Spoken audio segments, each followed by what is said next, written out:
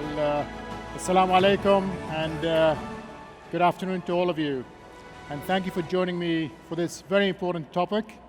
I'm delighted to be in Saudi Arabia today, in Riyadh, where I've been many, many times, but I've never been to an event such as this one. Tremendous amount of clients, government institutions, and tremendous progress I see here. We at IBM are not strangers to the kingdom. In fact, our presence was first here in 1947.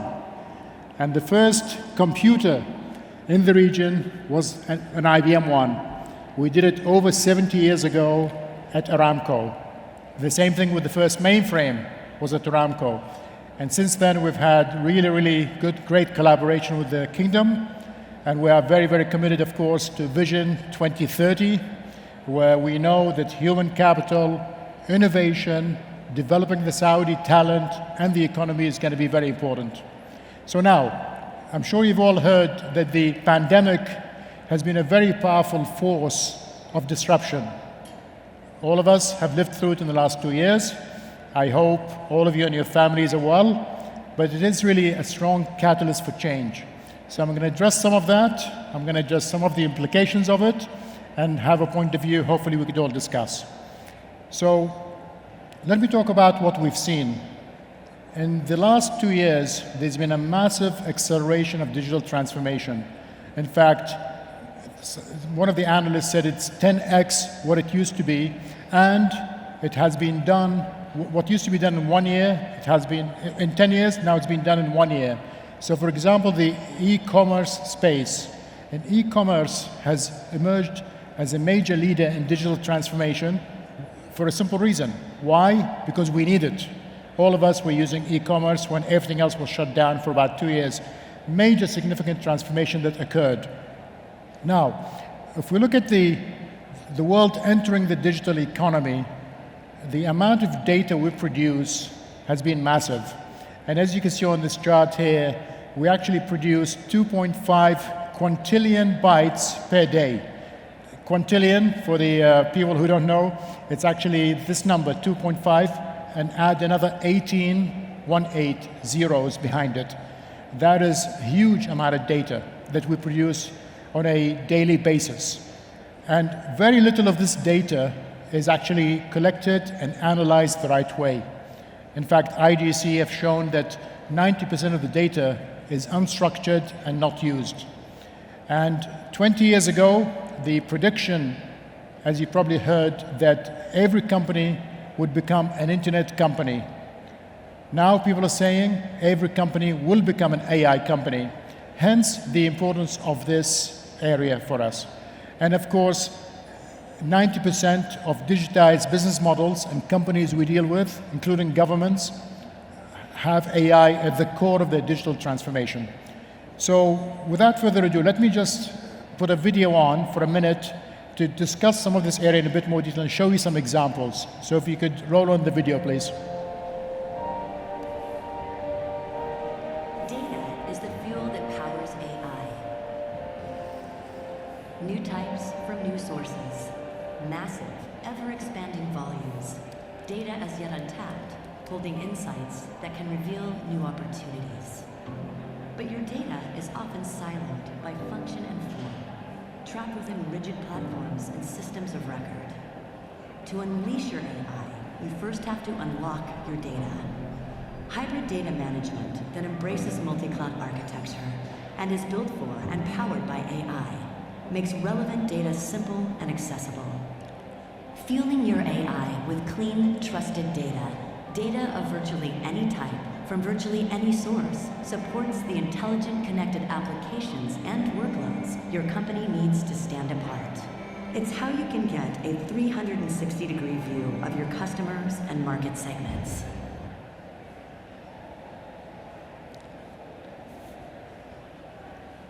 Now, a trusted foundation for what I just discussed is paramount. We did discuss that data proliferation has been increasing at a massive level. In fact, much faster than the past, at now 6x. Now, the data source is everything you and I do. whether it is cell phone data from GPS, whether it is the consumer data, whether it is even social media or the videos people put up. There's a lot of data out there, and the data could reside in public clouds, private clouds, or the edge of the network. So there is a lot of change, especially in consumer behavior, where the consumers have reimagined the way things are done, and many of the consumers, as you can see here, 72% expect companies to address how data is treated, how AI is used, and to be governed, because it needs to be defendable and needs to be trusted at the same time. And clearly, the other part of this, as you heard in the previous discussion, regulation. So in many countries now, there is explicit regulation around data and use of AI. In fact, in some countries, there is a penalty of up to 6% of annualized revenue, which is a significant number for improper use of data. Now, all of this is underpinned by something very important that we in IBM are passionate about, and that is security, data security and network security. When we use the term zero trust, which is now the industry term for this, and it's absolutely a zero trust framework that is a wrapper around all of this. And let me again show you another video to show you a real life example of what I'm talking about here. So if you could roll on the video, please.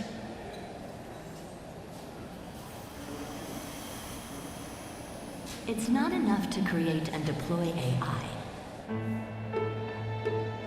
To build and scale AI with confidence, you need trust and transparency. A foundation of simple, accessible data and a hybrid multi-cloud architecture designed to automate the building, running, and managing of a comprehensive AI lifecycle. When organizations can train AI models at scale, they help empower data scientists and analysts everywhere.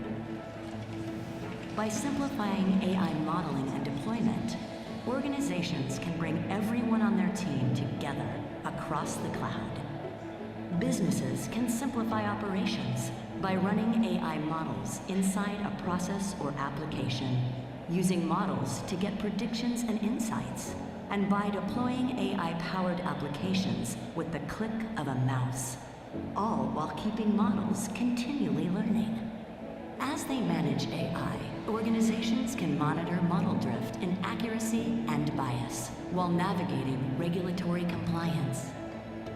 They can show how the AI came to its conclusions with fairness and explainability, while tracking the governance of AI models, who made changes and when. It's part of a modern approach in which data is collected and organized for the demands of AI, analyzed for patterns and predictions, and infused throughout the organization. Organizations that build their AI this way are seeing operational success in virtually every industry. AI is helping retailers imagine what each individual customer may do, predicting who is likely to buy and how they prefer to interact with the brand. AI is curating customers' personal shopping with next offers, while guiding agents and staff to relevant answers, anticipating issues, and helping create customer experiences that stand apart. This is just one example of how AI is helping businesses win today. So I hope you saw in this video an example of various industries, from retail to others that leverage, that has a lot of data built in by design. For example, healthcare, and how AI could help that, help manage it and analyze it in a secure way. Now, closer to home, you take the oil and gas companies. One oil well produces a lot of data, a zettabyte of data. There is no way for humans to take that data and really leverage business value out of it. The way you do it is by leveraging AI and AI models and methodologies. Now, let's go to the topic. So, what is fair AI? Now, IBM has had a long-term commitment to ethical use of technology, full stop, technology. Now, this has been now, of course, implemented with AI, where it's all about the responsible use of technology. And in fact, we have a board that is specific to how we leverage AI with our clients and our government institutions that we work with. Now, transparency is important. Open to inspection, that means a consumer, an end user, or a government institution could and should know how that data is being used and how AI is being implemented across that data platform. Secondly is explainable. This area of explainability is about inputs and outputs. So the inputs, of course, is the amount of data I mentioned to you, but then what happens to it in that middle part and what's the outcome.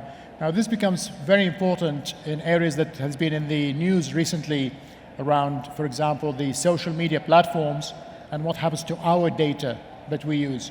And is there an agreement? Is there an apparent agreement that we give them to use our data and how they use it and what they do with it and how do they commercialize it? We have to create a culture of ethics in terms of this area, and the reason the culture of ethics is so important is around the area of bias, because it has to be unbiased, the AI usage. You imagine areas such as political affiliation, you imagine gender, religion, culture, ethnic minority. They could easily be, in quotes, profiling in this area with the wrong use of AI. An example of that would be somebody trying to apply for a loan, a car loan, house loan. The bank institute could potentially use data gathered on demographics and certain areas of a particular city or a state or a country could be deemed as unattractive in terms of creditworthiness because of the poor conditions maybe or the education standards, and therefore the interest rates will be higher or flat out denying a loan. That is unacceptable usage of AI. That should not be the way it should be used, and therefore it has to be unbiased. In terms of robust, I spoke a lot about this area, and this is all about effectively managing and securing the risk involved in managing AI. And then finally, privacy. Data privacy, I've touched on it a lot. This is fueled by high integrity data and has to be business compliant as we do it. And this is all about the personal data of individuals. And now, as you probably know, there are a lot of laws out there around this area, specific to this area of data privacy. Now, the key ingredients for AI for business. Trust. I think I've spoken a lot about trust in terms of data and data usage. Secondly, it's about anywhere, run it where you want it to be.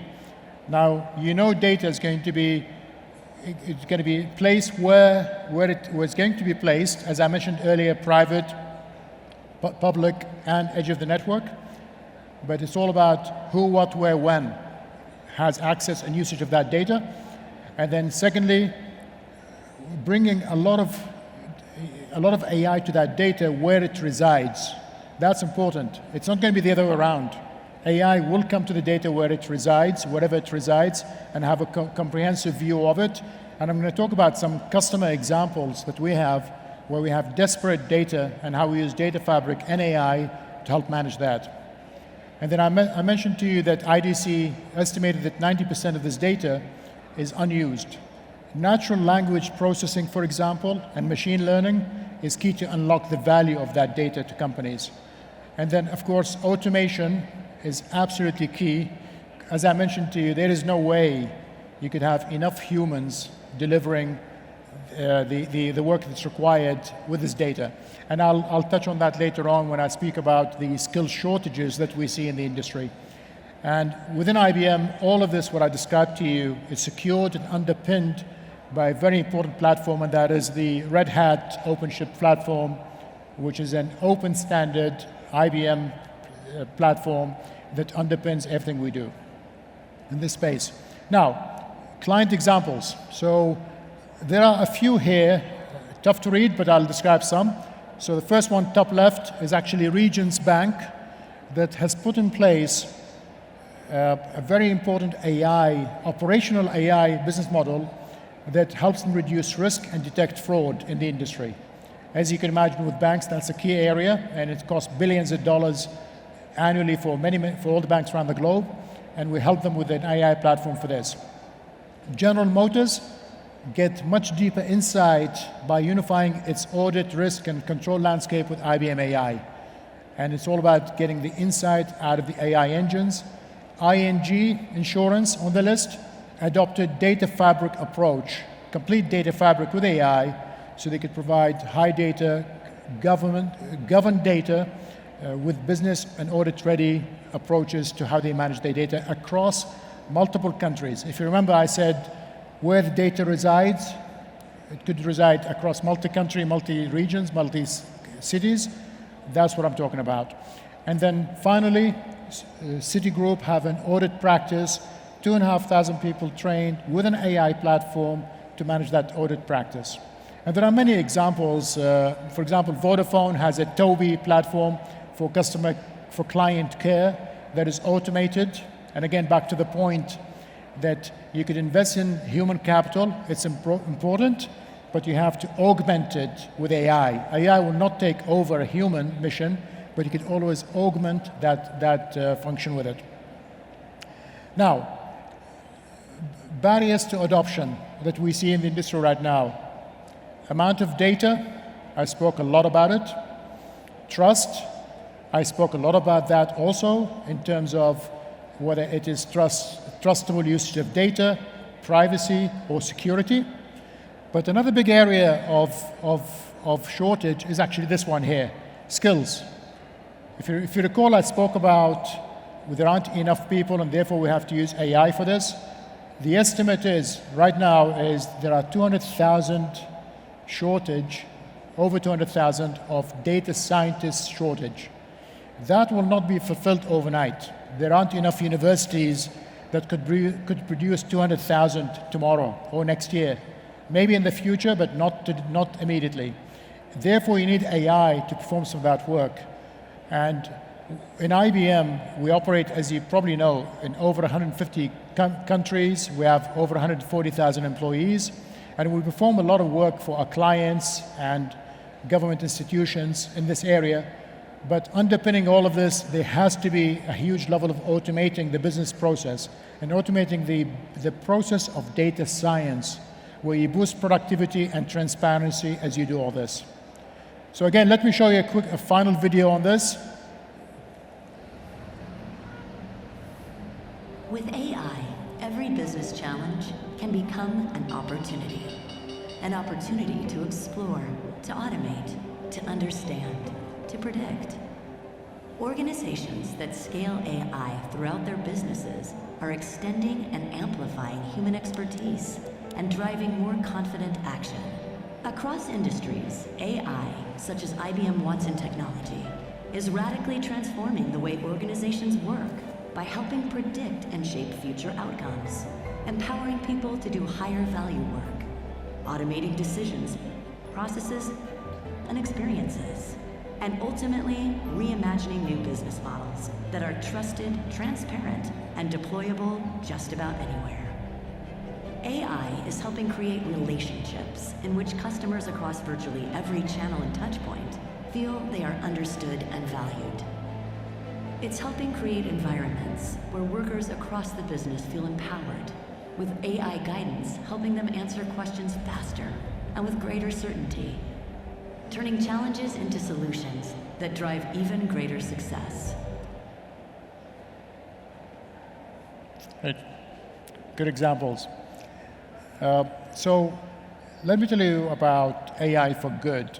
Now, we have an Institute for Business Value, which is a very powerful body in our consulting practice that does surveys and analysis with thousands of CEOs, CIOs, and CTOs around the globe. And they said 93% of them, of the audience I just mentioned, have said the COVID-19 and what happened has influenced their views on this area.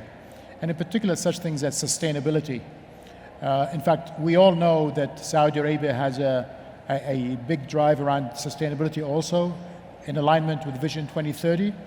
So again, as I mentioned, we are very committed to Saudi Arabia and its Vision 2030 mission. We are obviously going to be supporting Saudi Arabia with our skills and talent, and especially supporting the, let's call it the younger generation, the graduates, where we have many, many schemes, and we're training a lot of young Saudis to be part of this journey around data, AI, automation, security, and hybrid cloud. And then finally, we obviously bring a massive framework for this area for trusted AI with innovation.